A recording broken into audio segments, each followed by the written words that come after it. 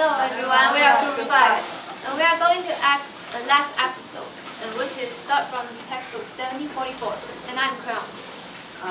We are Chorus. And I'm Oedipus.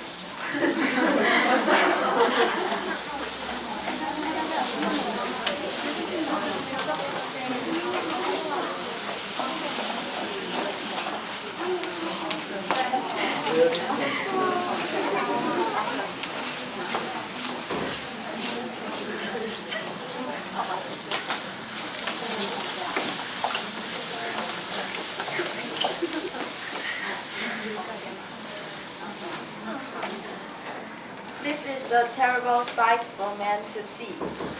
I never found a worse. Poor wretch, what madness came upon you? What evil spirits leap upon your life? To your ill luck, a leap beyond man's strength. Indeed, I pity you, but I cannot. Look at you. Though there is much I want to ask, and much to learn, and much to see, I shudder at the sight of you. Oh, where am I going? Where is my voice borne on the wind to and fro? Spirit, how far have you sprung? to the terrible place whereof men's ears may not hear, nor their eyes behold it. Darkness, horror of darkness enfolding, resistless, unspeakable visitant sped by an ill wind in haste. Madness and stabbing pain and memory of evil deeds I have done. In such misfortunes, it's no wonder it double weighs the burden of your grief. My friend, you are the only one steadfast, the only one that attends on me. You still stay nursing the blind man. Your care is not unnoticed. I can know your voice, although this darkness is my world. Door of dreadful deeds, how did you dare so far to do despite to your own eyes? What spirit urged you to it? It was Apollo, friends, Apollo, that brought this bitterness, my sorrows to completion. But the hand that struck me was none but my own. Why should I see whose vision showed me nothing sweet to see? These things are as you say. What can I see to love? What greeting can touch my ears with joy? Take me away and haste to a place out of the way. Take me away, my friends, the greatly miserable, the most accursed whom God hates above all men on earth. Unhappy is your mind and your misfortune. Would I had never known you. Curse on the man who took the cruel bonds from off my legs as I lay in the field. He stole me from death and saved me. No kindly service. Had I died then, I would not be so burdensome to friends. I, too, could have wished it had been so. Then I would not have come to kill my father and marry my mother infamously. Now I am godless and child of impurity, be gathered in the same sea that created my wretched self. If there is any ill worse than ill, that is the lot of Oedipus. I cannot say your remedy was good. You will be better dead than blind and living. What I have done here was best done. Don't tell me. Otherwise, do not give me further counsel. I don't know with what eyes I could look upon my father when I die and go under the earth. Nor yet my wretched mother, those two to whom I have done things deserving worse punishment than hanging. Would the sight of children bred as mine are gladden me? No, not these eyes, never. And my city, its towers and scare places of the gods. Of this I robbed my miserable self when I commanded all to drive him out. The criminal sins proved by God impure, and of the race of Laius. To this guilt I bore witness against myself. With what eyes shall I look upon my people? No, if there were a means to choke the fountain of hearing, I would not have stayed my hand from locking up my miserable carcass, seeing and hearing nothing. It is sweet to keep our souls out of the range of hurt. Ciceron, why did you receive me? Why having received me, did you not kill me straight? and so I had not shown to men my birth. Oh, Oedipus and Chorus in the house, the old house that I used to call my father. Fathers, what fairness you were nursed to, and what fondness festered beneath.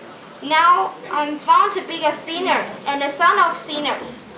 Crossroads, and a hidden grave, oak, and a narrow way at the crossroads, that drank my father's blood over you by my hands.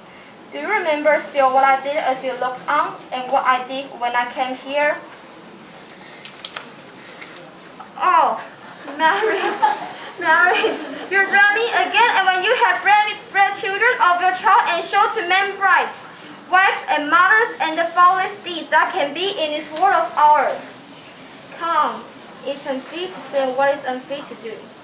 I beg of you, in God's name, hide me somewhere outside your country. Yes, or kill me. Or throw me into the sea to be forever out of your sight. Approach and desire to touch me for all my richness, and do not fear. No man but I can bear my evil doom. Here Crayon comes in fit time to perform or give advice in what you ask of us. Crayon is left sole ruler in your state. Crayon, what should I say to him? How can I justly hope that he will trust me? In what is past I have been proved towards him an utter liar. Oedipus, I've come not so that I might laugh at you nor taunt you with evil of the past. But if you still are without shame before the face of man, reverence at least the flame that gives all life, our Lord the Sun, and do not show unveiled to him pollution such that neither land nor holy rain nor light of day can welcome. Be quick and take him in. It is most decent that only kin should see and hear the troubles of kin. I beg you, since you've torn me from my dreadful expectation and have come in a most noble spirit to the man that has used you vilely, do the same for me. I should speak for your own good, not for my own. What do you need that you would ask of me? Drive me from here with all the speed you can to where I may not hear a human voice. Be sure, I would have done this had not I wished first of all to learn from the gods the course of action I should follow. But his word has been quite clear to let the parasite, the sinner, die. Yes, that indeed was said. But in the present need we had better discover what we should do. Will you ask about a man so wretched? Now even you will trust the God. So I command you, and will beseech you, to her that lies inside the house, give burial as you would have it. She is yours, and rightly you will perform the rites for her. For me, never let this my father's city have me living a dweller in it. Live in the mountains where Ciceron is. That's called my mountain, which my mother and my father, while they were living, would have made my tomb. So I may die by their decree who sought indeed to kill me. Yet I know this much. No sickness and no other thing will kill me. I would not have been saved from death if not for some strange evil fate. Well, let my fate go where it will. Crayon, you need not care about my sons. They are men, and so wherever they are, they will not lack a livelihood. But my two daughters, so sad and pitiful, whose table never stood out of mine, and everything has touched they overshare. Oh, Crayon, have a thought for them, and most I wish that you might suffer me to touch them and sorrow with them.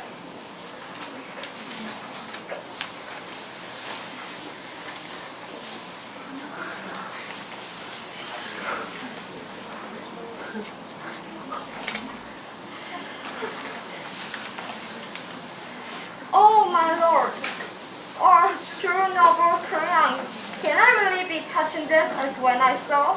What should I say? Yes, I can hear them sobbing, my two darlings. And Crayon has had pity and sent me what I loved most. Am I right? You're right. It was I gave you this, because I knew from old days how you loved them as I see now.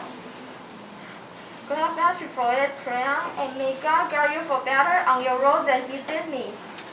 Oh, children, where are you? Come here. Come to my hands. A brother's hands which turn your father's eyes, those bright eyes you knew once, to what you see. Father seeing nothing, knowing nothing, begetting you from his own source of life. I wait for you, I cannot see your faces. I weep when I think of the bitterness there will be in your lives, how you must live before the world.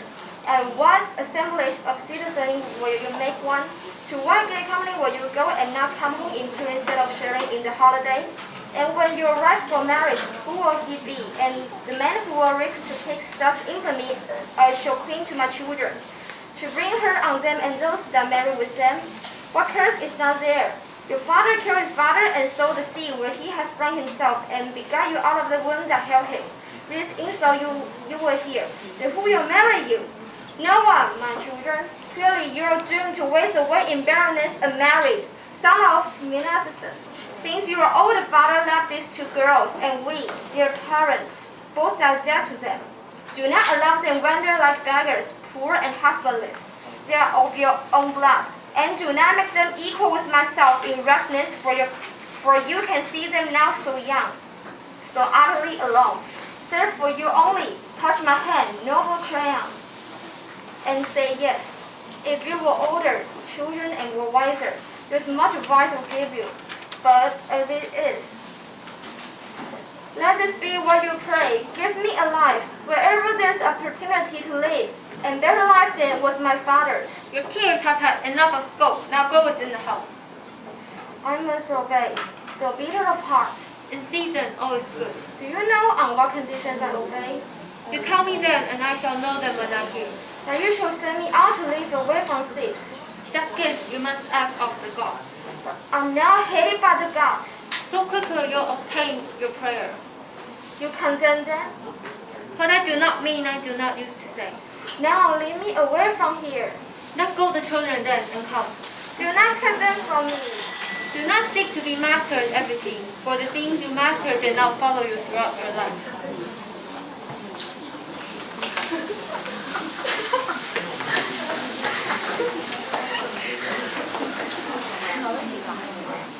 You that live in my ancestral things, behold this Oedipus, him who knew the famous riddles and was the man most masterful, not a citizen who did not look with envy on his lot. See him now and see the breakers of misfortune swallow him. Look upon the last day always. Count no mortal happy till he has passed the final limit of his life secure from man.